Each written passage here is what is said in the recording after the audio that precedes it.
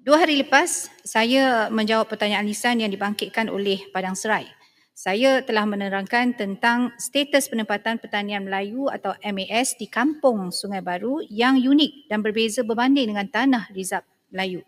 Walau bagaimanapun, ada setengah pihak mengulas jawapan saya dalam konteks yang kurang tepat.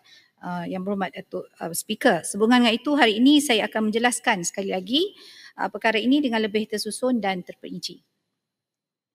Kawasan MAS atau MAS ini dikurniakan oleh Sultan Selangor pada tahun 1900 sebagai satu bentuk penempatan khas orang Melayu sebelum wujudnya enakmen Rizab Melayu pada tahun 1913 di negeri-negeri Melayu bersekutu. Perwatan asal MAS adalah melibatkan kawasan seluas 221.5 ekar dan kemudiannya disahkan semula dengan keluasan lebih kurang 220 ekar melalui Federated Malay States Government bertarikh 26 Februari 1932.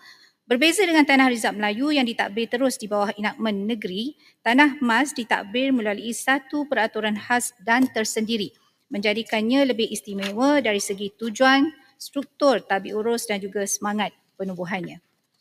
Kemudian pada tahun 1950, Kerajaan Negeri Selangor pada ketika itu telah menggubal kaedah-kaedah MAS Kuala Lumpur 1950 yang kemudiannya dipinda pada tahun 1954.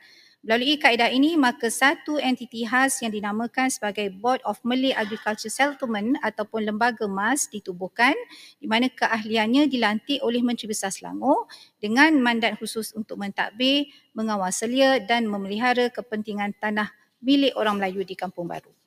Apabila Kanun Tanah Negara 1965 diperkenalkan, tanah-tanah di dalam kawasan MAS ini pula diberi milik secara qualified title dengan sekatan kepentingan tertulis tanah ini tidak boleh dipindah milik dan diduduki oleh orang bukan Melayu. Dan sebahagian elemen sekatan MAS ini adalah lebih ketat berbanding sekatan yang ditetapkan untuk tanah Rizab Melayu.